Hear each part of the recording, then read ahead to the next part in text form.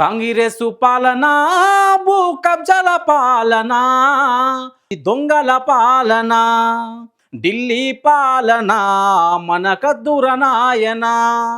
నమస్తే తెలంగాణ ప్రజలారా, నేను మీ తెలంగాణ రాజుబాయిని. రాష్ట్రంలో భూ స్కాములు ఎక్కడ చూసినా హాట్ టాపిక్ గా నడుస్తుంది.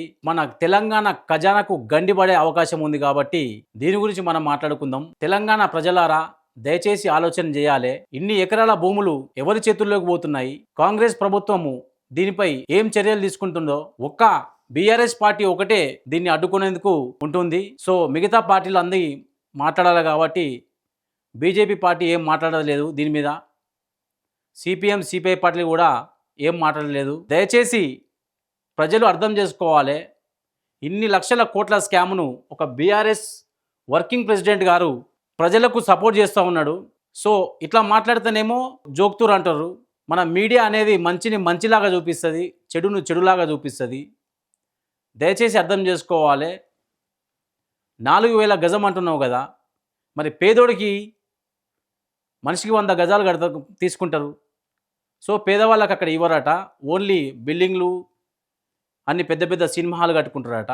సో సినిమా హాల్ కట్టినా కానీ అక్కడ కూడా ఒరిస్సా వాళ్ళకు లేదంటే మన వేరే దేశం వాళ్ళకే జాబులు ఇస్తారు కాబట్టి అక్కడ కూడా తెలంగాణ ప్రజలకు అన్యాయం జరుగుతుంది. సో దీనిపై మనం పెద్ద ఎత్తున పోరాడాలి. ఒక బీఆర్ఎస్ పార్టీ కాదు, మిగతా పార్టీలు కూడా పోరాటం చేయాలి. ప్రజలు కూడా దీన్ని మంచిగా సపోర్ట్ చేసి ఈ వీడియోను షేర్ చేయాలి. మనం ఇట్లాంటి కుట్రలు చేస్తేనే మనం పాట రూపంలో చెప్పాల్సి వస్తుంది. సో పాటలు పాడితే మళ్ళీ కేసులు అంటారు. ఇది ప్రజాపాలన కాదు, ఇది భూ కబ్జాల పాలన.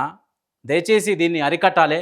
కాంగ్రెసు పాలన, భూ కబ్జాల పాలన, దోపిడి పాలన, ఇది దొంగల పాలన, ముంచే పాలన, రైతును చంపే పాలన, ఢిల్లీ పాలన మనకద్దుర నాయన. కాంగ్రెసు పాలన, భూ కబ్జాల పాలన, దోపిడి పాలన, ఇది దొంగల పాలన.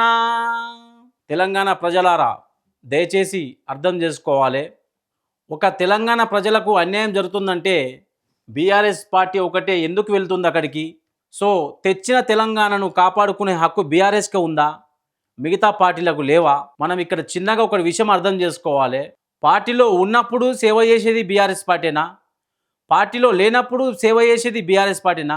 మిగతా అందరూ ఉన్నారు కదా. మన బండి సంజయ్ గారు, అన్నా మనం ముందారం కట్టుకున్నామన్నా, మనం ముందారం కట్టుకున్నామన్నా అన్నాడు. మరి ఏడవైంది మీ ముందారాలు?